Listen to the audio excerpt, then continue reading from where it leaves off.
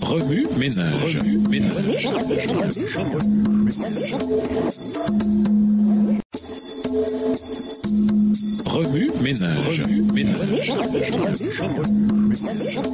Bienvenue à votre émission Remue ménage. Nous voilà à la leçon de mercredi. Invité, le capitaine de notre salut. Moïse changea le nom de son assistant de Osée en Josué. Nombre 13, verset 16. Un nom similaire à celui de Jésus. Le leadership de Josué préfigurait celui de Jésus. Les deux noms signifient la même chose. Dieu est le salut ou Dieu est la délivrance. Josué et Jésus ont tous deux été confrontés à des ennemis redoutables qui ne pouvaient être vaincus qu'en s'appuyant fermement sur Dieu. Tous deux ont été envoyés pour délivrer le peuple de Dieu. Josué a vaincu les armées cananéennes et Jésus est venu dans ce monde pour détruire les œuvres du diable. 1 Jean 3, le verset 8. Si Josué a dû faire face à des géants physiques, Jésus, lui, a dû affronter des géants mentaux et émotionnels. Sans aucun doute, le type de géant le plus difficile à gérer. Dans le désert, Satan a remis en question l'identité de Jésus. Matthieu 4, le verset 3. L'a incité à la présomption au verset 6 et l'a tenté de troquer les plans de Dieu contre des gains mondains au verset 8 et 9.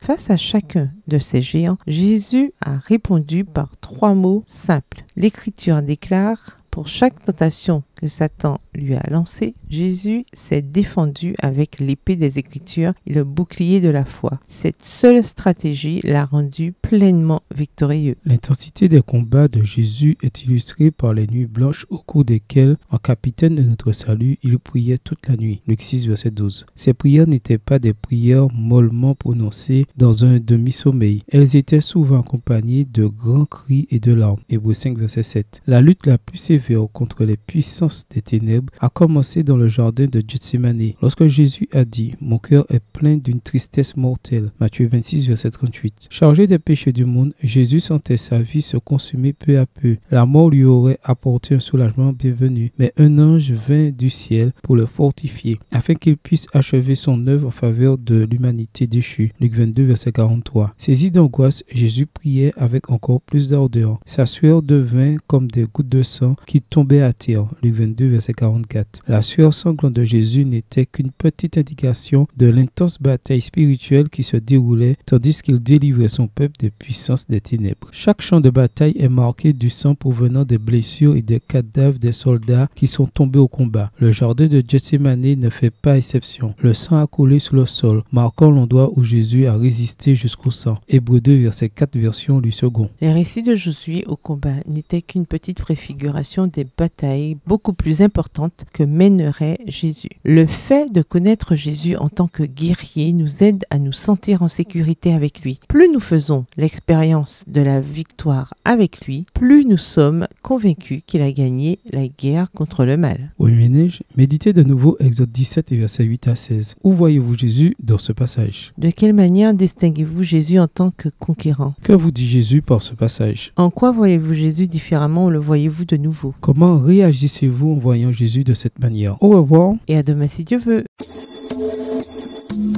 Remue ménage. Remue ménage.